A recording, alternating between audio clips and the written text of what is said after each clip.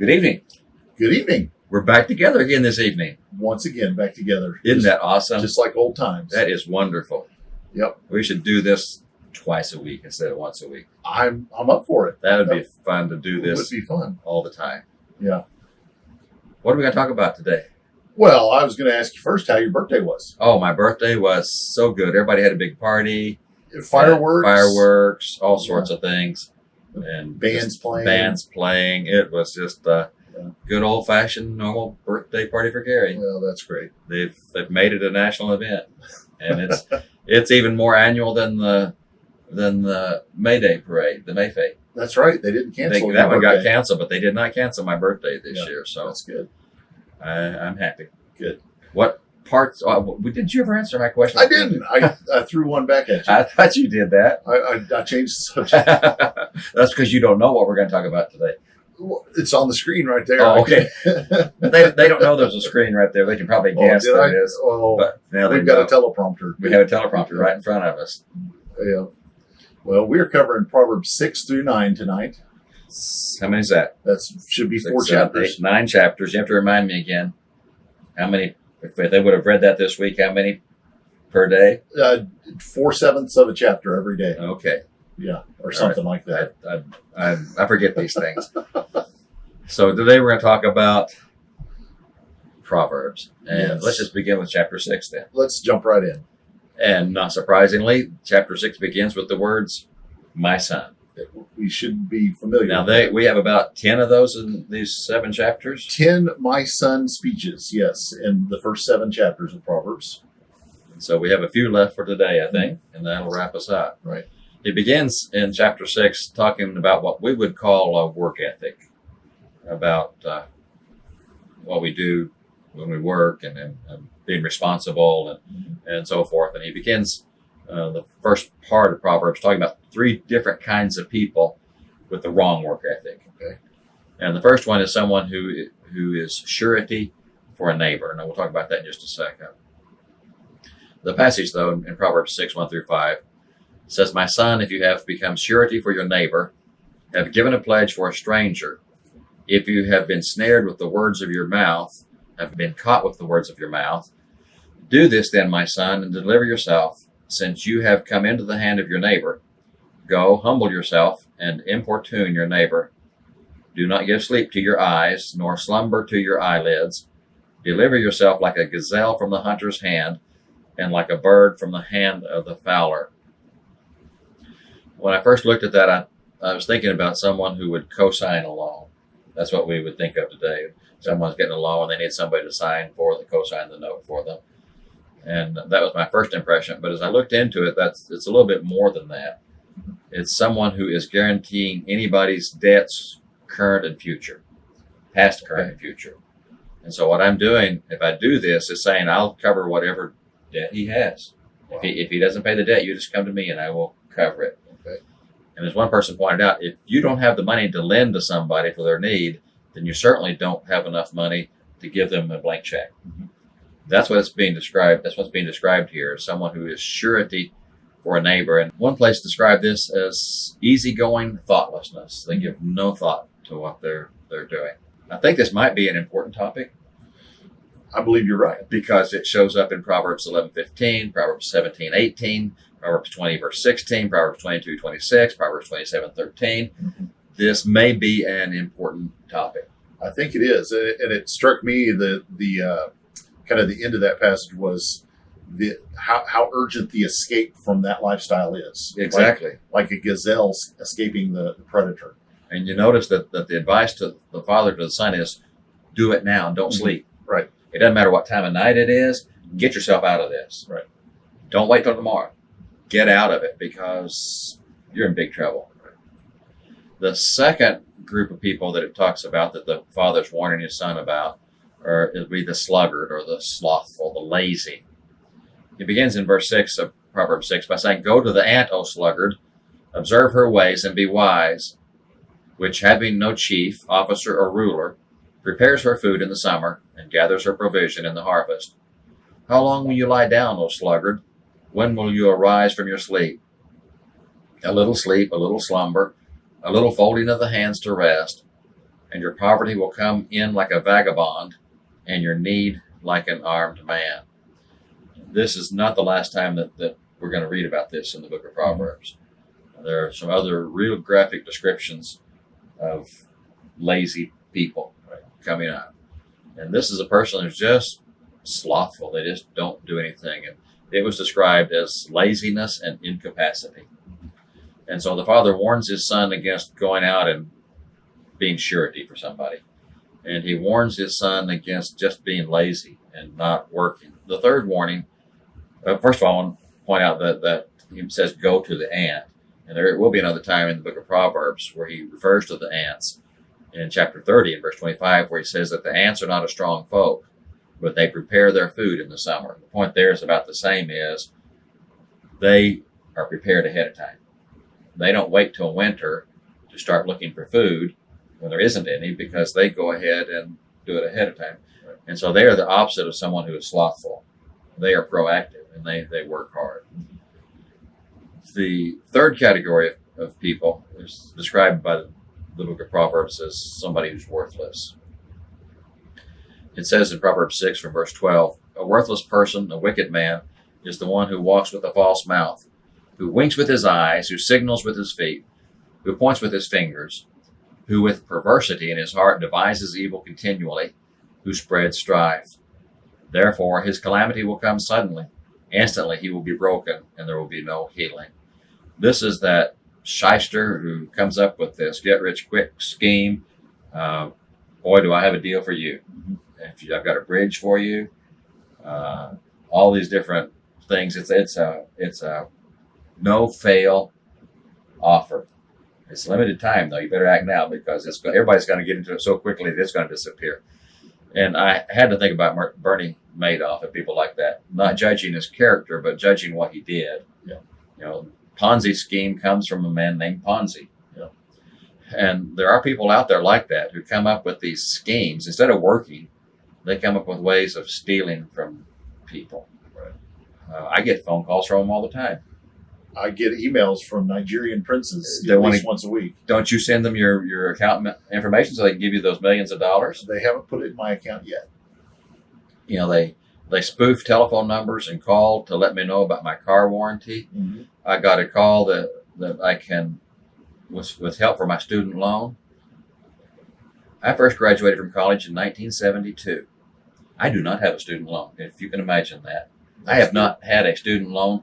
I've gone to college a lot since then, but I still don't have a student loan. Yeah. But they call to let me know that they can help me with my student loan. And I drive a 1999 car. I would sure like for them to give me a warranty on that thing. Yeah. There are people out there who are just trying to take advantage of people, and especially the elderly. Mm-hmm. And that's the kind of person that's being described here, is someone who, instead of working, they just want to steal from somebody. Right? And so the father warns his son against being surety for a neighbor, about just being a lazy bum, or about trying to promote some get-rich-quick scheme and take advantage of other people. Following in Proverbs chapter 6, from verses 16 to 19, is one of those lists of 7 things. And it says, there are 6 things which the Lord hates, yes, 7 which are an abomination to him: haughty eyes, a lying tongue, and hands that shed innocent blood, a heart that devises wicked plans, feet that run rapidly to evil, a false witness who utters lies, and one who spreads strife among brothers. Does God hate something? He hates several somethings. He hates several somethings. Yeah. I don't guess it's right for us to say that God doesn't hate anything, because it says God hates these things. He hates haughty eyes. He hates a lying tongue. We won't even go to Revelation where it talks about the people who go to the lake of fire, will we? No. And so all these things God hates. And if it holds true to what we've mentioned before, that it leads up to the last one, and that's the main focus, that may be the case here.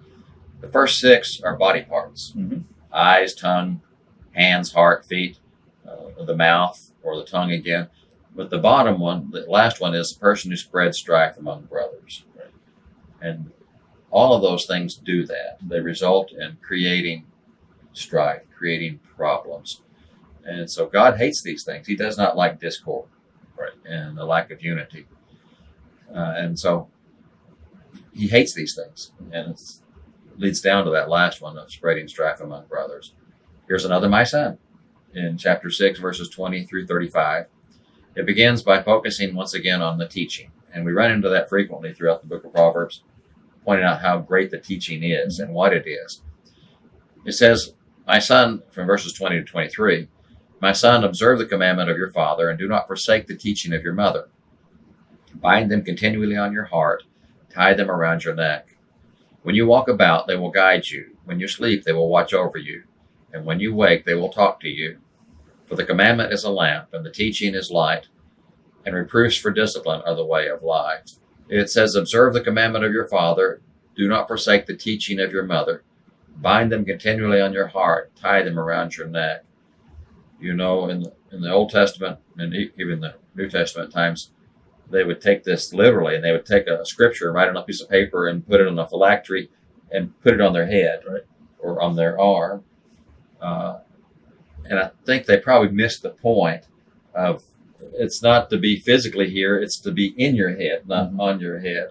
It is to be on your heart, not on some outside around your body part. You tie them around your neck, but not in the sense that it's a necklace, but it's a part of that very important part of your body. Right. And that's how we need to treat the commandments and the teachings. And I love this. When you walk about, they will guide you. When you sleep, they will watch over you. When you awake, they will talk to you. Can you think of a better offer than that? That pretty well covers night and day. That is. That's the best offer anybody could get. It points out that the commandment is a lamp and the teaching is a light, and even reproofs for discipline are the way of life. We learn from discipline and from being disciplined. And then he talks about adultery from verses 24 through 35. And once again, there is an actual warning from a father to a son about adultery. And we shouldn't ever shortchange that. There are a lot of moral lessons in the book of Proverbs. It's also, though, about spiritual adultery. The Israelites were almost always guilty of spiritual adultery. And the same danger exists today, that we would commit spiritual adultery. That passage from verse 24 on down to verse 35 says, to keep you from the evil woman, from the smooth tongue of the adulteress. Do not desire her beauty in your heart, nor let her catch you with her eyelids. For on account of a harlot one is reduced to a loaf of bread, and an adulteress hunts for the precious life. Can a man take fire in his bosom and his clothes not be burned? Or can a man walk on hot coals and his feet not be scorched? So is the one who goes into his neighbor's wife. Whoever touches her will not go unpunished. Men do not despise a thief if he steals to satisfy himself when he is hungry. But when he is found, he must repay sevenfold. He must give all the substance of his house. The one who commits adultery with a woman is lacking sense. He who would destroy himself does it. Wounds and disgrace he will find, and his reproach will not be blotted out. For jealousy enrages a man, and he will not spare in the day of vengeance. He will not accept any ransom, nor will he be content, though you give many gifts. I apologize. Said we wouldn't do this. I just cannot help but go to Hebrews chapter 13. In verse 4, where it says, Let marriage be held in honor among all, and let the marriage bed be undefiled. For fornicators and adulterers God will judge. Someone may think they're getting by with it, but ultimately they will not get by with it, because God is the final judge. Right. And so it is exactly right when it says that you will pay a price. Yeah. What about chapter 7? Chapter 7 is the final my son speech in the book of Proverbs. We have 10 of those speeches kind of scattered through the first 7 chapters, rather. And chapter 7 is a single unit that has that final my son speech in it. So as you think about some of the things we've talked about, sometimes in those lists of things, it's that final one that gets the most emphasis, or maybe is the big point that we're trying to get to. And we talked about maybe this is kind of that final piece of advice for his son as he is ready to assume, the mantle of adulthood on his own or something like that.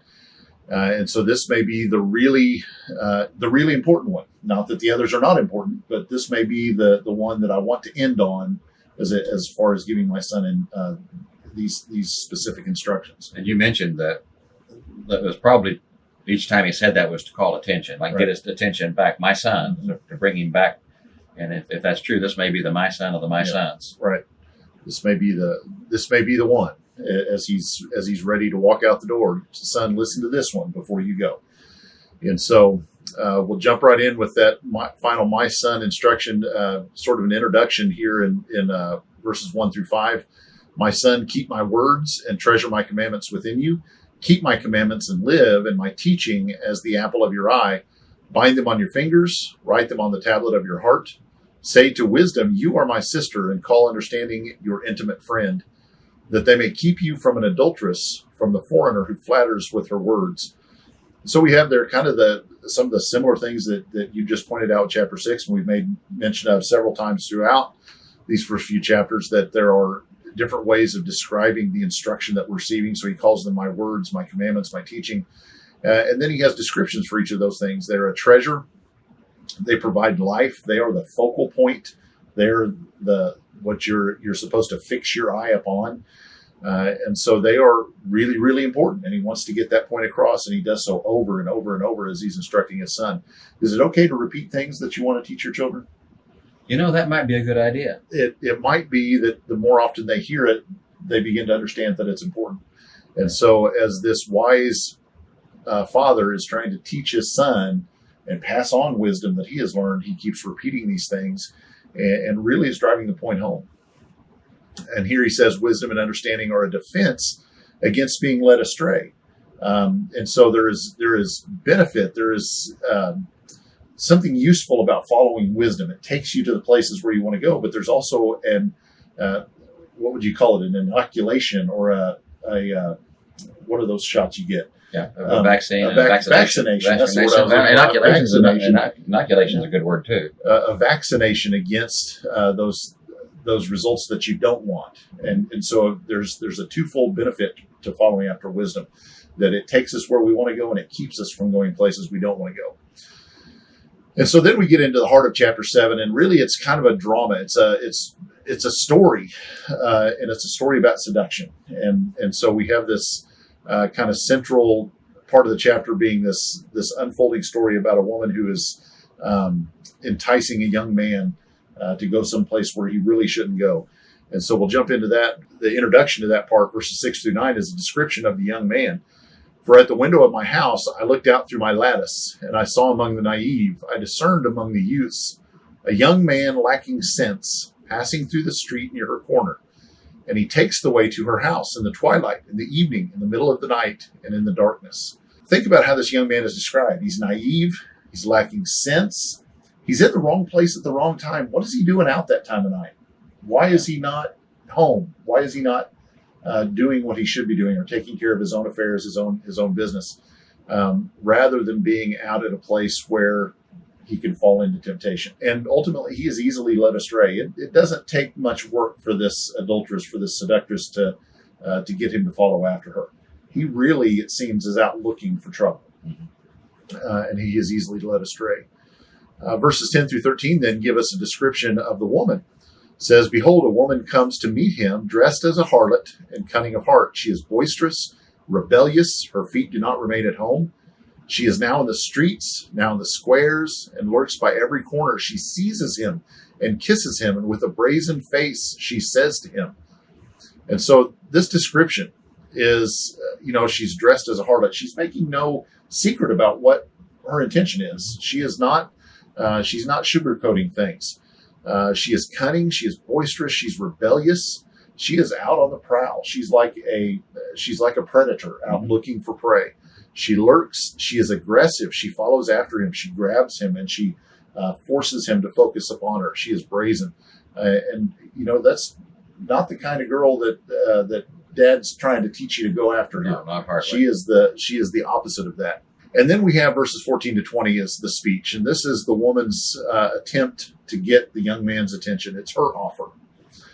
And so she says to him, I was due to offer peace offerings. Today I have paid my vows. Therefore I have come out to meet you, to seek your presence earnestly, and I found you. I spread out my couch with coverings, with colored linens of Egypt. I have sprinkled my bed with myrrh, aloes, and cinnamon. Come, let us drink our fill of love until morning. Let us delight ourselves with caresses For the man is not at home. He has gone on a long journey. He has taken a bag of money with him. At full moon, he will come home. And so many things stand out here. She has a feast to share. She has the remnants of the peace offering, if that really is what she has done and been to make an offering. Part of that offering would have been offered on the altar. Part of it would have gone to the priest. But then part of the peace offering always went back to the people who made that offering. And then it was customary for them to share it with their friends, with their families, and for them to have a feast as a part of eating that peace offering. And so she says, look, I have this and it's ready for you. It's ready for you to share with me. She says she was looking for him specifically. That's not true. That's not true at all. She doesn't know who he is. She's lying. And she's making him feel very special. She's making him feel like he is the man of her dreams. And in reality, he is an easy mark. He's the first one to come by. That's all that matters. She has prepared her couch for him. She offers herself in a way that perhaps, no other woman has offered herself before, or in a way that, that is very seductive and tempting for him. And she offers herself in that way. And she seals the deal by saying her husband is away and he won't return soon. Well, that's got to give you some comfort, I guess. Oh, sure. Yeah. That fixes it right there. Yeah, that makes it okay that he won't return. Well, that's, you're not going to get caught. That's all that matters. Isn't it, getting caught? That's all that matters in this scenario. And that's all she's offering him, is that we won't be caught. Yeah. And so then we have verses 21 through 23 is the fall. Here's the result. With her many persuasions, she entices him. With her flattering lips, she seduces him. Suddenly he follows her, as an ox goes to the slaughter, or as one in fetters to the discipline of a fool, until an arrow pierces through his liver, as a bird hastens to the snare. So he does not know that it will cost him his life. And so she is persuasive. She makes her case. She has a lot to offer in a physical, in a momentary pleasure kind of way. She has a lot to offer. And if you're not one that is prone to think about long-term consequences, then her offer sounds very good. And the young man gives into that and he follows her. But think of how it's described, like an ox to the slaughter. The ox doesn't know what's happening and can't do anything about it, even if it does. And so there's no undoing that or getting away from that result that's coming. Like the discipline of a fool. I work in a middle school, and not to call any of my students foolish, but when you give the same kid the same punishment day after day after day for doing the same thing, and they keep doing it, something's got to change. Mm-hmm. And so trying to discipline a fool is a worthless exercise. And then those final thoughts about the bird that is caught in the trap. He's so caught up in the moment that he can't grasp the consequences of his actions. If you've seen, shows like the wilderness shows where they trap food and or trap their animals, and you see that animal reaching into the snare or walking through the snare, and the animal has no idea what's coming. It's going for the bait on the other side of that snare.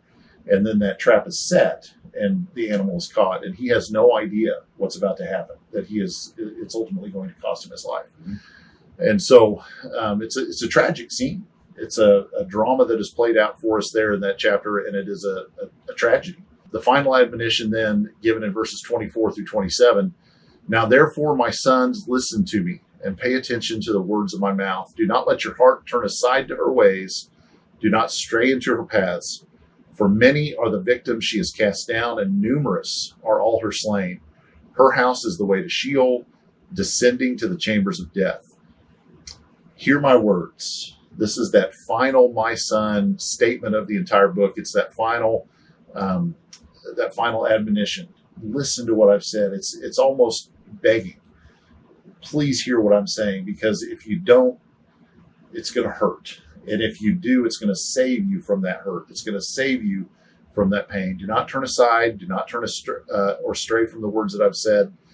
And her victims are many. She's going to make you feel like you're the only person in the world, but she does this every night. She does this all the time. And you are just going to fall victim if you give in to her. Good stuff. It is. It's good instruction. It is. It's from many different directions, many facets. Yeah. It is. Going on to Proverbs chapter 8, it talks about wisdom, not surprisingly. It focuses on wisdom. That's always a good thing, that chapter. It begins with the call from wisdom in Proverbs 8, verses 1 through 4. Does not wisdom call, and understanding lift up her voice? On top of the heights, beside the way, where the paths meet, she takes her stand. Beside the gates, at the opening to the city, at the entrance of the doors, she cries out, To you, O men, I call, and my voice is to the sons of men. It keeps repeating these contrasts between the seductress calling and what she does, and the traps that she lays, and then with wisdom and the call that she issues. And she calls. And we mentioned before that both of these women are actively seeking. Wisdom is seeking. The seductress is seeking. They're looking for people, but wisdom is doing it for their benefit, not for their destruction. Right. And so wisdom calls, and understanding lifts up her voice. It gives a person to understanding because she speaks. On top of the heights, beside the way where the paths meet, she takes her stand beside the gates, at the opening to the city, at the entrance of the doors, any place where she's going to find somebody. Instead of trying to trap them the way the adulteress is, she cries out, To you, O men, I call, and my voice is to the sons of men. And then she gives the reason why she does that. And that's begins in verses 5 through 9 of chapter 8. Actually, from here on out, it's in quotations because it's wisdom speaking. She started speaking at the very end of that last section. And so each one of these things we'll look at from now on in this chapter, just a continuation of her words. It's a quote. And in verses 5 through 9, she says, O naive ones, discern prudence. And O fools, discern wisdom.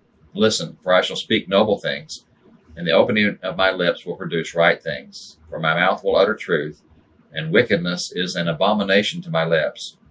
All the utterances of my mouth are in righteousness. There is nothing crooked or perverted in them. They are all straightforward to him who understands, and right to those who find knowledge. And notice that she offers to naive ones, give them the chance to discern prudence, to fools to discern wisdom. She says, listen, I'm going to speak noble things. The opening of my lips will produce right things. My mouth will utter truth. Wickedness is an abomination to my lips. God hates a lying tongue. And wisdom says it's an abomination. Wickedness is an abomination to my lips. All utterances of my mouth are in righteousness, nothing crooked or perverted in them.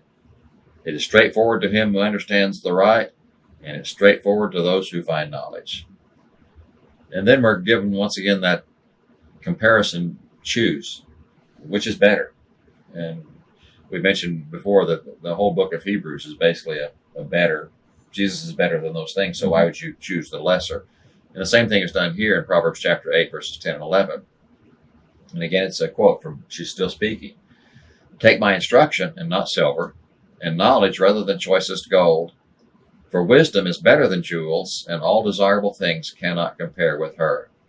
What wisdom offers, the instruction that she offers, is preferable to silver. And knowledge is preferable to choicest gold. And wisdom is actually better than jewels. In fact, name anything desirable in the whole wide world, and it doesn't compare with her. There's nothing of value that compares with her. Makes me think when Solomon had the opportunity to ask for anything his heart desired, and what did he ask for? He asked for wisdom, and he understood that then. Right. And hopefully toward the end of his life, he understood it again. Right. He kind of wandered off a little bit there in between. But my hope is that he kind of came to his senses and realized his folly, and that's why he was wanting to pass this information on. Right.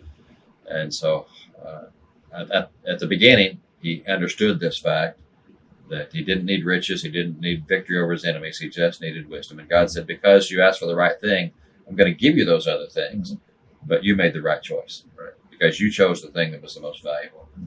It goes on to describe the associates of wisdom, who she associates with, in verses 12 through 14 of chapter 8. I, wisdom, dwell with prudence, and I find knowledge and discretion.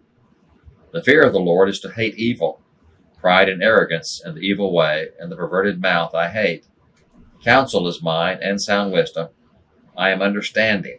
Power is mine. Wisdom associates with prudence, and knowledge, and discretion, with counsel, sound wisdom, with understanding, and with power. She is closely tied with these things. These are her associates. But she does not associate with certain things. In fact, it says she hates these things, some of these things. She does not associate with evil or pride or arrogance or the evil way or a perverted mouth. She chooses her associates very carefully, and she associates with the right ones, but she does not associate with the wrong ones. And so she offers a certain kind of fruit, a certain kind of benefit because of who she is and what she does. And she points out in Proverbs 8 from verse 15, by me kings reign and rulers decree justice. By me princes rule and nobles, all who judge rightly. I love those who love me, and those who diligently seek me will find me. Riches and honor are with me, enduring wealth and righteousness. My fruit is better than gold, even pure gold, and my yield than choicest silver. I walk in the way of righteousness in the midst of the paths of justice, to endow those who love me with wealth, that I may fill their treasuries.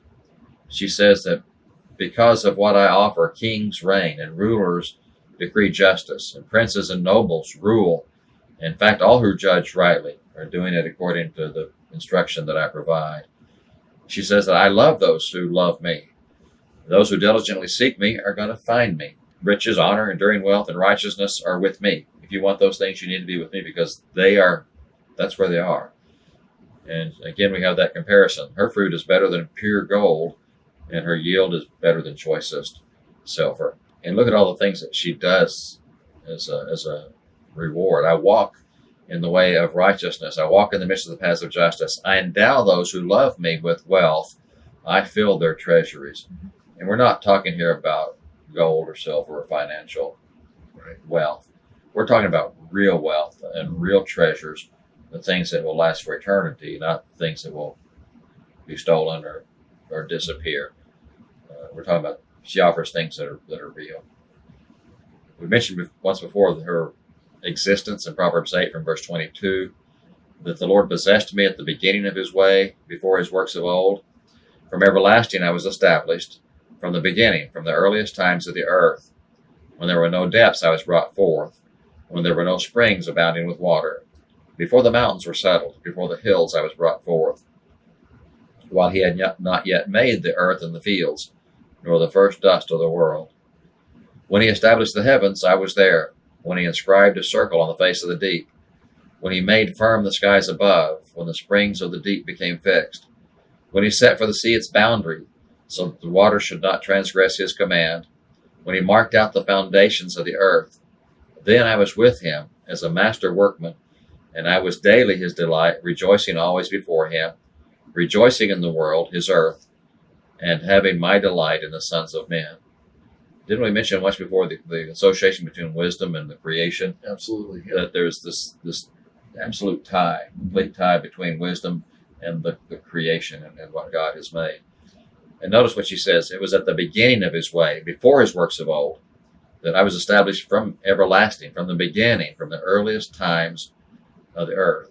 I was beside him then as a master workman. I was daily in his delight, rejoicing always before him, rejoicing in the world, his earth, having my delight in the sons of men. Notice those words, delight and rejoicing. And it's just a tremendous amount of joy, being involved in the creation. Therefore, here is the end of her quotation there. This is what she wants them to do. Now therefore, O sons, listen to me, for blessed are those who keep my ways. Heed instruction and be wise, and do not neglect it. Blessed is the man who listens to me, watching daily at my gates, waiting at my doorposts. For he who finds me finds life, and obtains favor from the Lord. But he who sins against me injures himself. All those who hate me love death. She says you need to listen to me.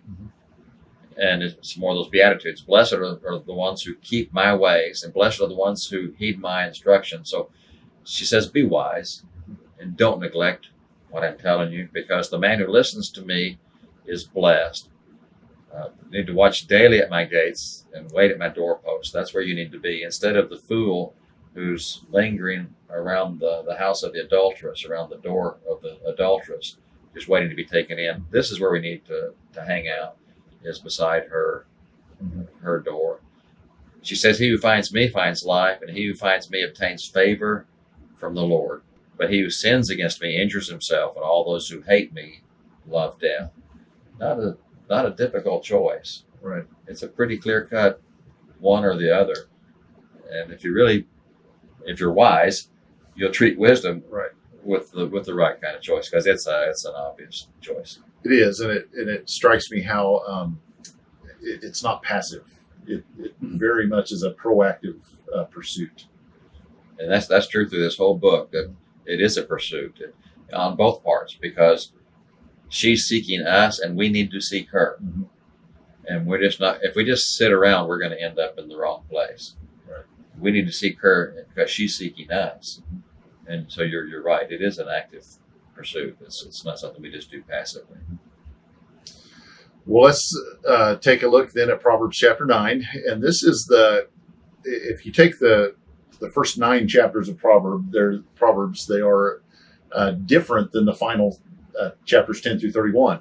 They're structured differently. They're more narrative in style, and they kind of have these stories that unfold, and the Proverbs are scattered out throughout those stories as kind of a little nuggets or things that we're supposed to pick up along the way as a part of these narrative stories, versus chapter 10 beginning next week, where we'll start seeing just these single proverbs, Mm-hmm. where they're just not very much narration, just little pithy statements of wisdom. And I've already started looking at those, and it's a little bit hard to categorize those. They get very. It's going to be much more difficult to outline than these sections are. It'll be interesting to see how we go from there, because I don't know how. I don't know how interesting that's going to be, but you might find 2 or 3 verses that fit together, and you're going to find one verse that doesn't have anything to do with it, and you're going to. Right. But they are going to be in the form of, I guess you'd call them couplets. Mm-hmm. This but that. Right. This but that. But a few of them this and that. Yeah. But a good many of them, at least for next week, are contrasts. Okay. And I noticed that ahead of time. It's so and so, but such and such. Well, you've gotten further than I have. So I know, but I'm not sure how far I'm going to get, because it's a challenge to organize those. So, yeah, as we said earlier, this is a narrative. This first part, that's a little bit easier to follow. Right.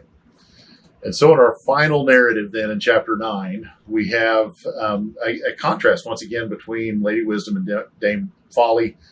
And we begin in verses 1 through 12 with the invitation of Lady Wisdom. And verses 1 through 3 give us a description of who Lady Wisdom is.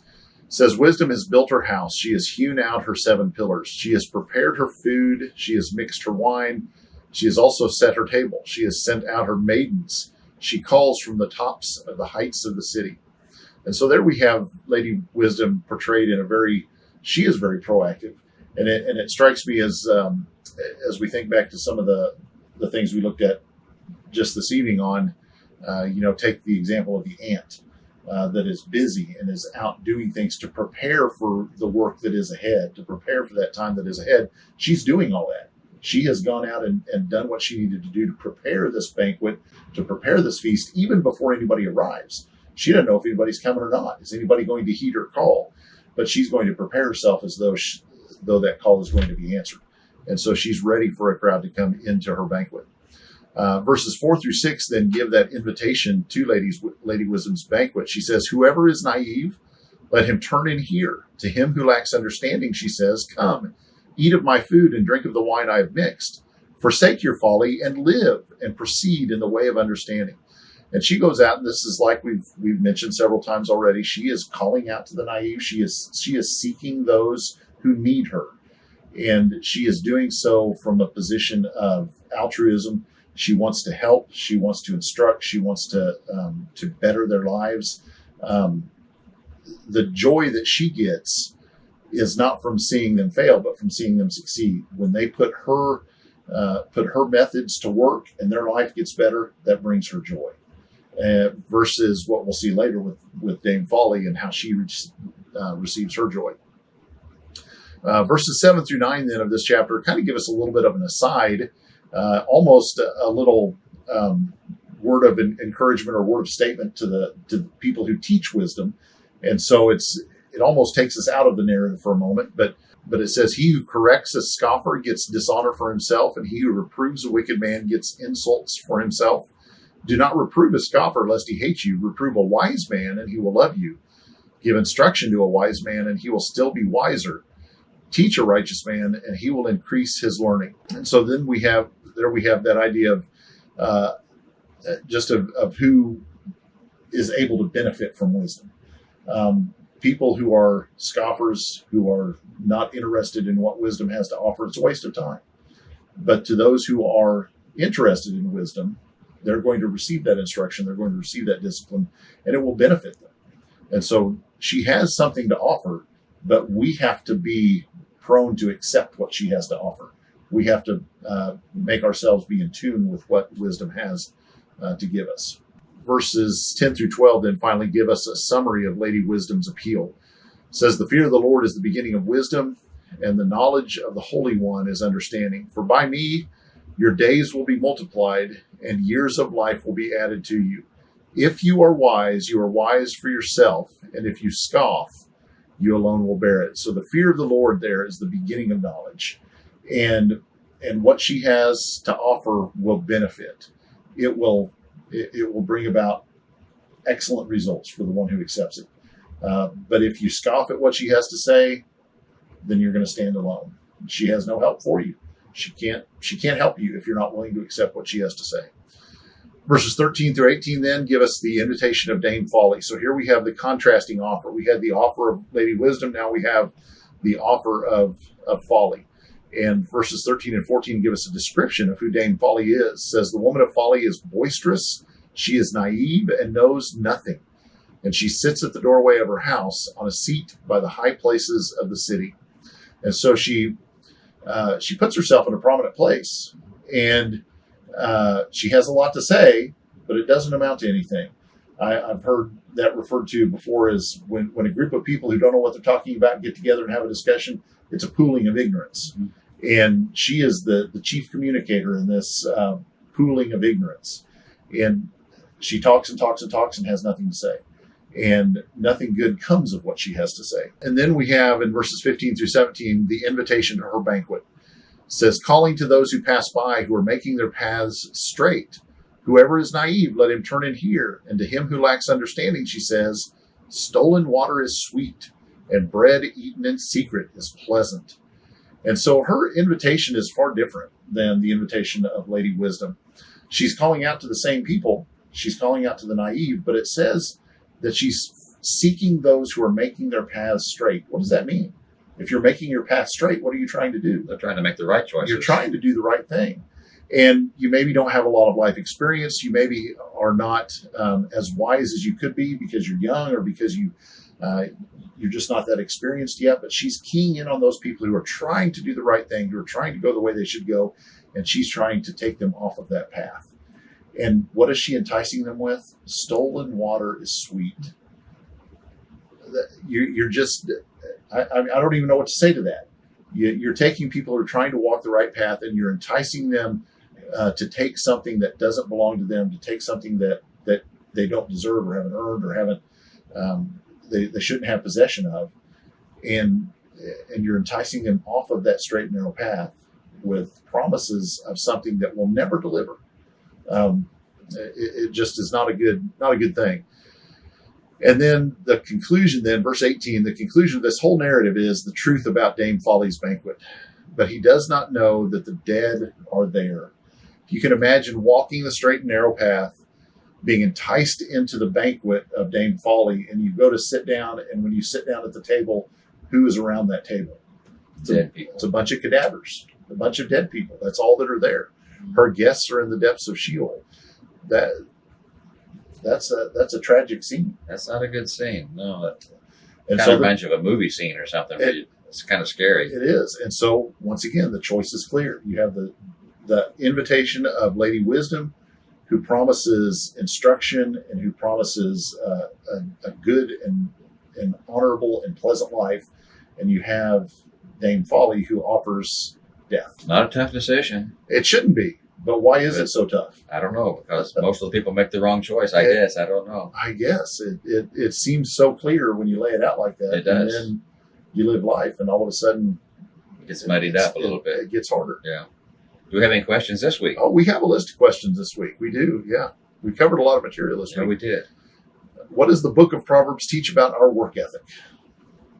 It does. It tells us about how we should work. God hates what things and why? He hates things. He hates things. God, things that are contrary to his nature. There are, Yeah. and he has a very specific nature. God True. cannot lie. Right. There are a lot of things about God's nature, and he doesn't like things that go against his nature. You're right. What benefits are offered to the one who observes his or her father's commandment and his or her mother's teaching? How is the man who gives in to the seductress described, and how is the seductress described? What fruit is offered by wisdom? What does Lady Wisdom have to offer at her banquet? And how does a wise person react to instruction and discipline? Excellent questions. Excellent questions. And so this week we're going to pick up with chapter 10, Chapters 10 11, through 13. 12, I and guess. 13. Yeah. And it's going to be a different format in the book. It will by necessity be a little bit different format to our discussion, I would think. It probably will, but there's Yeah. so much good stuff in there. Mm-hmm. And again, it's laid out in this black and white contrast. There's this, but that. Yep. The wise do this, the fool does that. Yep. And so it's a lot of good teaching. It is. Will you be able to be back next week? Lord willing. Lord willing, creek don't rise. I'll be here. Creeks won't be rising from what I'm seeing in the weather. Oh man. Well, maybe we can get a little So- sprinkle or something. But Yeah. we take what we get, and we're happy for it. There you go. Well, good to see you. Good to see you. See you again next time, Lord All willing. right. Thank you, brother. Bye bye.